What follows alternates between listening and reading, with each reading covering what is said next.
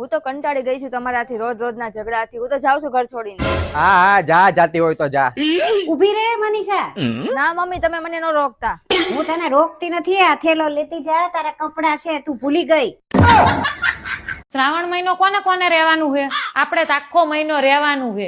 જે પૂન કમાણાય હે ગોપલા. હું તો ખાલી બધા સોમવાર રહીશ. કઈ વાંધો નહીં, એક ટાઈમ જમવાનું રહેશે અને એક ટાઈમ ખાલી ફ્રૂટ. એવું થોડુંક હોય. ખાવા તો જોઈએ જ ને. લિમિટેડ ખાવાનું હોય ને એને જ ઉપવાસ કહેવાય. એટલે જમવાનું તો એક ટાઈમ જ બનશે, બરાબર? સારું તાણ એમ કર ને, હું ગોપલા હારોહાર બધા સોમવાર જ રહીશ. આખો મહિનો તો નહીં રહેવાય, મારે પાસે ગેસની તકલીફ હે ને. હું ખાલી પહેલો સોમવાર રહીશ. બધા સોમવાર તો નહીં રહીએ. અબે સાલે. તો હું ખાલી પહેલો સોમવાર જ કરીશ. સારું કરે ભોળાનાથ. બે માં દીકરો ભૂખની બારસ છે. મમ્મી મમ્મી, શું થયું પણ? અરે મમ્મી, તમે મને 20 રૂપિયાના બટેટા લેવા મોકલી હતી ને, તો દુકાનવાળો મોબાઈલમાં જ હતો. તો એને મને પૂછ્યું કે કેટલાની નોટ આપી હતી. તો મેં એમ કહી દીધું કે મેં 100 ની નોટ આપી હતી. તો એને મને 80 રૂપિયા પાછા આપ્યા. માર્યું શું કામ ને એમાં? અરે મગજ વગર ની 500 ની કેવી હતી ને તારે, તો 480 પાછા આવે જ કે નહીં? મમ્મી અમે હોસ્પિટલ જઈને આવ્યો. કેમ હોસ્પિટલ?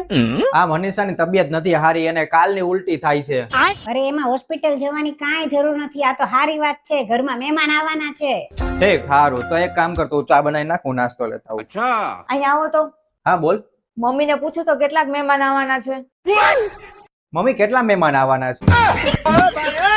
મંદિરના ભોળાનાથ તો એક લોટો જળ, બિલ્લીપત્ર અને ધતુરાથી માની જાય. પણ આ ઘરના ભોળાનાથ ને તો દાળ, ભાત, શાક, રોટલી, અથાણા, રાયતા, પાપડ દે તોય મોઢું ફૂલેલું ને ફૂલેલું જ રે. અને પાછા ઉપરથી એમ કે આ હું બનાવ્યું.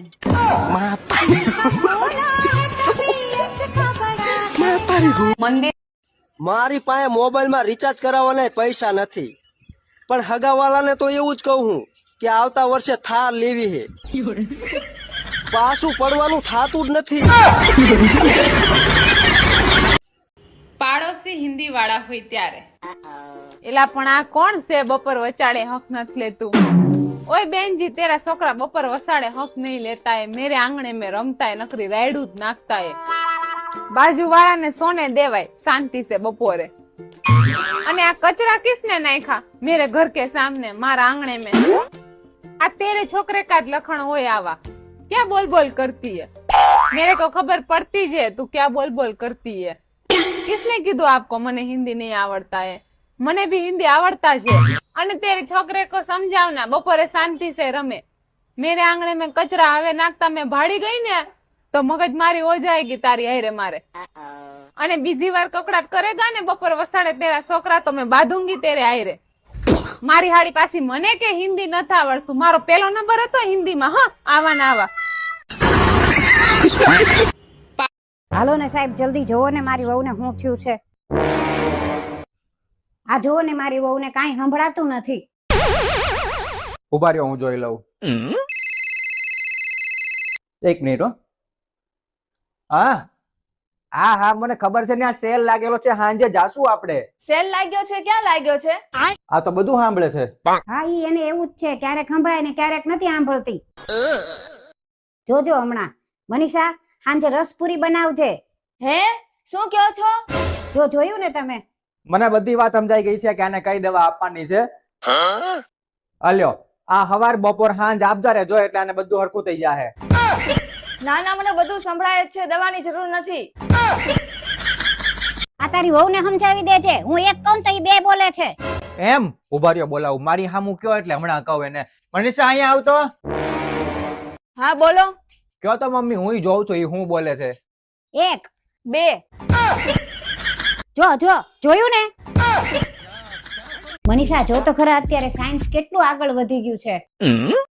અમારા જમાનામાં તો ઓલા ટેલિફોન ના ડબલા હતા ને અત્યારે તો આ બધા સ્માર્ટફોન થઈ ગયા. અને અમારા જમાનામાં તો હાવ કેવા ટીવી હતા, હાવ બ્લેક એન્ડ વ્હાઈટ. અને અત્યારે તો જો સ્માર્ટ ટીવી થઈ ગયા. અરે મમ્મી, તમને એવું લાગે છે, બાકી કાઈ સાયન્સ આગળ નથી વધ્યું. કેમ? ઘણું આગળ વધી ગયું છે. જો મમ્મી સાયન્સ આગળ વધ્યું હોત ને તો આ શિયાળામાં ગરમ કપડા કાઢ્યા તો ઉનાળામાં ઠંડા કપડા કેમ ન કાઢ્યા? મમ્મી, અહીંયા જો હરખી રીતે વાત કરજે, નક્કી થઈ જાય ને એવું કઈક કરજે હો. બોલો શું કામ છે? મારો છોકરો અને તમારી બેન બે એકબીજાને પસંદ કરે છે તો આપણે લગ્નનું નક્કી કરી નાખીએ. તમે શું જોઈને અહીંયા આવ્યા? અમારા ઘરનું એડ્રેસ ક્યાંથી મળ્યું? તમારા આખા ઘરનો જેટલો ખર્ચો છે ને એટલું તો મારી બેન એક દિવસના ટોયલેટ પેપર વાપરે છે. આટલું બધું તમારી બેન સંદાસ જાય છે અમને શું ખબર? તો આવે જ નહીં. હાલે ઊભો થા હાલ. મનીષા એક વાત પૂછું? હા પૂછો ને. તું કાયમ કેમ આવી મૂર્ખા જેવી વાતો કરે? ઈ તો તમને જલ્દી સમજાઈ જાય ને એટલે. નાના હતા તો યાદ દશા હતી, મોટા થયા તો યાદ દશા રહી. મારે તો કોઈ દિવસ શાંતિ જ ન મળી. મનીષા અહીંયા આવતો. હા બોલો ને. જ્યારે નાની હતી ને મમ્મીના ઘરે હતી ને ત્યારે હું જ જમવાનું બનાવતી હતી, અને વહુ બનીને આ ઘરમાં આવી ને તોય હું જ જમવાનું બનાવું છું. અને અત્યારે સાસુ બની તોય મારે જ જમવાનું બનાવવાનું. અરે મમ્મી તમે જરાય ચિંતા ન કરો. તમે દાદી બનશો ને ત્યારે તમે જ જમવાનું બનાવતા હશો. 1 વર્ષથી હું મારા પિયર નથી ગઈ એટલે આ વખતે 25 દિવસની વાર છે ને રક્ષાબંધનની, તો અત્યારે તું મારા પિયર જાવ છું ને 25 દિવસ રોકાઈને જ આવીશ. હા હા ભાઈ વહી જાજે ને, પણ સાંભળ એકવાર મમ્મીને પૂછીને જાજો. મમ્મી તમારી વહુ એમ કે છે કે મારે 1 મહિના માટે પિયર જવું છે, એ તમારી રીતે જોઈ લેજો. મનીષા જલ્દી પાણી લાવ, મમ્મીને જો ચક્કર આવે છે. યો મમ્મી પાણી અને કેવી રીતના ચક્કર આવી ગયા? અરે ભાઈ કાંઈ ખબર નથી, હવે હોસ્પિટલ જવું પડશે મને તો એવું જ લાગે છે. અને સાંભળ અત્યારે ચાન્સ તે તું ઓલું પૂછી લે તારે પિયર જવું છે ને રોકાવા. તમારો મગજ તો ઠેકાણે છે ને. આ મમ્મી બીમાર પડ્યા છે ને હું પિયર જાવ, હજી તો મહિનાની વાર છે, પછી હું જઈ આવીશ અને લીંબુ પાણી લેતા આવું. ભાવિન મને જો અહીંયા સાપે બટકું ભરી લીધું. લે હું ગાડીની ચાવી લેતા હું આઈને ઉભા અરે રહેજો. કાંઈ ફાયદો નથી હોસ્પિટલ લઈ જવાનો. કેમ? અરે પણ એની પાસે 15 જ મિનિટ છે ને હોસ્પિટલ પહોંચતા 20 મિનિટ થશે. તો હવે આ કેમ પાછા ગયા? મેં બીજી વાર બટકું ભરાઈ લીધું સાપ પાસે. હવે તો 30 મિનિટ રહી મારી પાસે. હવે લઈ જાવ દવાખાને. મનીષા એક વાત પૂછું? હા પૂછો ને. તું કાયમ કેમ આવી મૂર્ખા જેવી વાતો કરે? ઈ તો તમને જલ્દી સમજાઈ જાય ને એટલે. નાના હતા તો યાદ દશા હતી, મોટા થયા તો યાદ દશા રહી. મારે તો કોઈ દિવસ શાંતિ જ ન મળી. મનીષા અહીંયા આવતો. હા બોલો ને. જ્યારે નાની હતી ને મમ્મીના ઘરે હતી ને ત્યારે હું જ જમવાનું બનાવતી હતી, અને વહુ બનીને આ ઘરમાં આવી ને તોય હું જ જમવાનું બનાવું છું. અને અત્યારે સાસુ બની તોય મારે જ જમવાનું બનાવવાનું. અરે મમ્મી તમે જરાય ચિંતા ન કરો. તમે દાદી બનશો ને ત્યારે તમે જ જમવાનું બનાવતા હશો.